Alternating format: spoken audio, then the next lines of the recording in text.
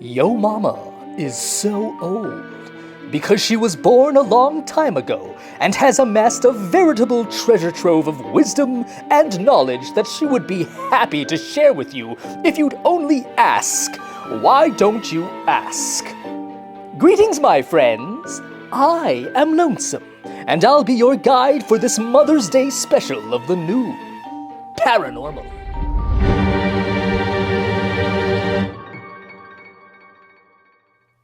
Why don't witches wear panties?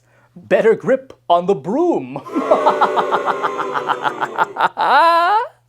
Today's episode may skew on the NSFW side, but rest assured, my guest today is a mother like no other.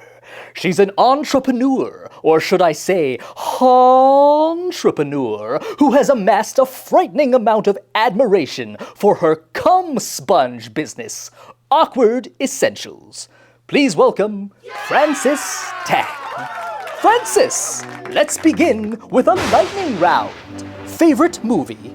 My favorite movie is RRR, but I have to give a shout out to the TV show The Bear, because it is incredible.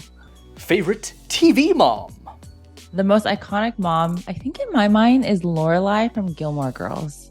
Which of the 7 dwarves is most like you?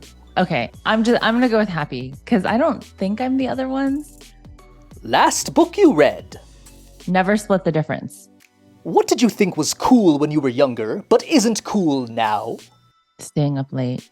Now, Frances, why did you start up Awkward Essentials?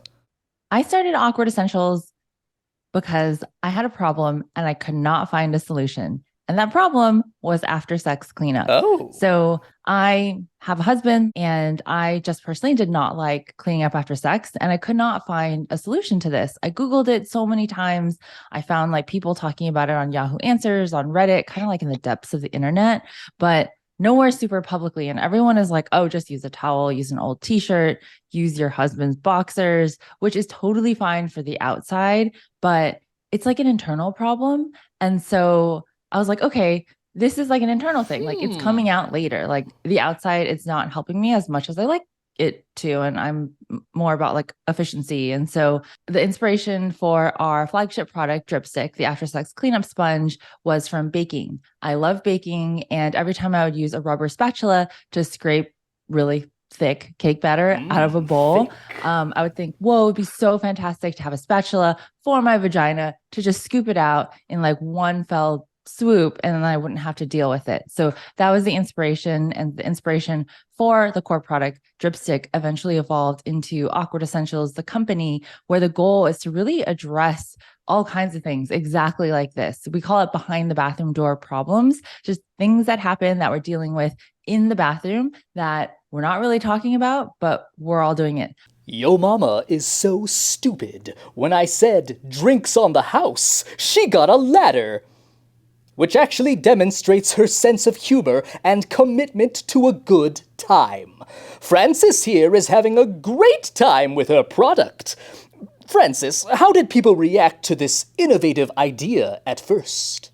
No matter how I explained what it was, like, oh, it's a medical grade sponge, it absorbs cum internally after sex, people were like, oh, is it a wipe? Like they just couldn't really connect the dots. Or like, is it a suction machine? And I'm like, no, that sounds terrible. And so after trying so hard to kind of like pitch this imaginary thing, I was like, okay, I think I need it in hand. I think if people see it, they will understand what it is, which goes against all business advice out there ever. You're not supposed to order like 20,000 of your thing because it's like, what if no one wants it? You should prove the market first. But I did. And nice. So I did. And luckily for us, we went viral and people came and bought the product. And I was like, oh, people actually people will pay money for this. And I was getting all kinds of DMs and messages where people were like, whoa, like I thought I was the only person with this problem, or I thought it was something I just had to deal with or live with. It was a really cool moment and proof of concept. And then from there, we raised a little bit of capital and then brought on a team. Yo mama is so big, meaning she runs the PTA and everyone knows her at the grocery store because she does not take shit from anyone. Yes, I've got a whole set of Yo Mama jokes that I'll be throwing in every chance I get. So sit back and relax and enjoy the ride. Anyway, Frances, was Awkward Essentials an overnight success? I think that nothing is really it's like the tip of the iceberg kind of thing, right? Like nothing is really an overnight success, but from a publication standpoint, kind of, right? I was like working on this concept for a really long time. And then I pulled together the website. I couldn't afford an anatomical plastic vagina. It's very expensive on Amazon. If you've ever looked for one, Yep. so expensive. So I was like, okay, how do I demo how this works? So I like used what I have. I used a Twinkie cream filled, right? I'm like, this makes sense. I used Barbies. I cobbled together this like website just kind of based on my personality. And I think the weirdness of that combined with the weirdness of the product itself is what caught fire. So I published this website thinking, okay, now I have to market this product. Like people aren't going to come to my website. Like, how do I get them to come to my website? And so right after I hit publish, I remember I posted it on like a couple Facebook groups, like women's groups. I was just like, hey, what do you think? Does this make sense? Like, do you understand what I'm trying to sell? And then overnight, a writer from Huffington Post UK, I guess she happened to be in one of the groups. And so she like DM'd me while I was sleeping because of the time change. And she was like, can I do an article on this? And I was sleeping, so I couldn't respond. So she did one anyways. So I woke up to like just massive amounts of emails and orders. And my phone was just like going off nonstop.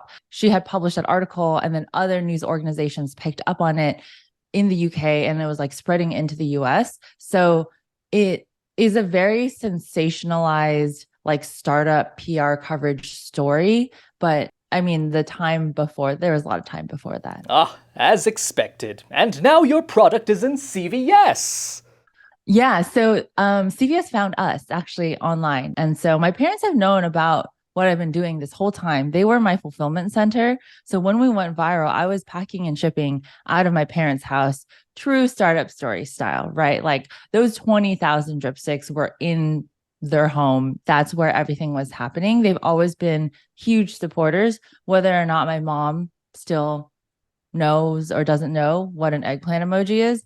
I don't know, but they've always been like supporters. My dad is also a founder in like the tech industry, a totally different industry. But in his mind, he's like, okay, you found a need, you created a product. Like now, how do you sell the product to fill that need? Like it's a very straightforward business thing for him. So when we ended up on shelf in CVS, I brought them to CVS to see it. And it was a really cool moment. I was there with my baby, with my parents, with my brother. Cute. And it just felt like a cool accumulation of picking and packing and shipping in their house to finally being on shelf at this major retailer like nationwide.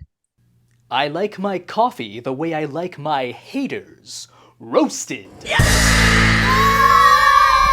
Does your business have any haters? The people of the internet feel very strongly about our product. Historically, products for women were created by men and the intentions were probably not that great. And so there's this like assumption that this was created by a man, first of all. And then second of all, there's this assumption that we're telling everyone that they need this product. We do our best to say like, hey, it's not for everyone. Like if you don't want it, like that's cool. Or if you like the feeling of cum, that's totally fine. Like it doesn't bother us. But I think despite trying to be very clear that it's not for everyone, it's strictly a personal preference, we see that backlash and people will come in and like leave comments and reviews and say like, this is not necessary. This is like bad. And we're like, it's not necessary. Like most things in life, it's not. It's just like, if you want it. Yo mama is so dumb. She went to the dentist to get a Bluetooth. That said, she is also well-read, well-traveled, has a nuanced view of history and politics, a profound understanding of early childhood education, and is a delightful conversationalist. But her grasp of the ever-changing technological landscape leaves something to be desired. Okay, maybe dumb was the wrong word. Frances, how do you celebrate Halloween? Have you had any Awkward Essentials Halloween specials? Okay.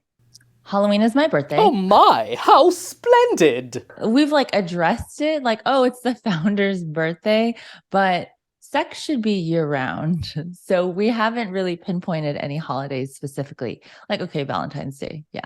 Yo mama is so smart, which, if this were the 17th century, would make her seem like a witch. But these days, that's a good thing, and we're happy with her mystical powers. Why should more women, especially mothers, embrace sex positivity? Can I swear? Fuck yes, you can swear. Okay, mothers have fucking pushed a baby out of their vagina, okay? Like they've gone through the craziest thing. Like I would hope that, or I would love to see the majority of mothers just be more comfortable with their bodies and bodies because they've pushed babies or got them cut out of their, but like it's like it's crazy. Like we go through all this stuff, but we still feel weird about sex and bodies, even though like we like made a human with our body. So I think it's just really important for mothers to almost be that starting place, because I think the majority of mothers are just like comfortable with like bodily fluids and like weird things, having gone through like childbirth. So I feel like we're almost at like the front lines of people who are comfortable with their bodies. I absolutely adore your chilling confidence. Thank you, Frances, for shooting the sheet with me today. This is cool. My friends, I must ghost you for now. Until next time, goodbye.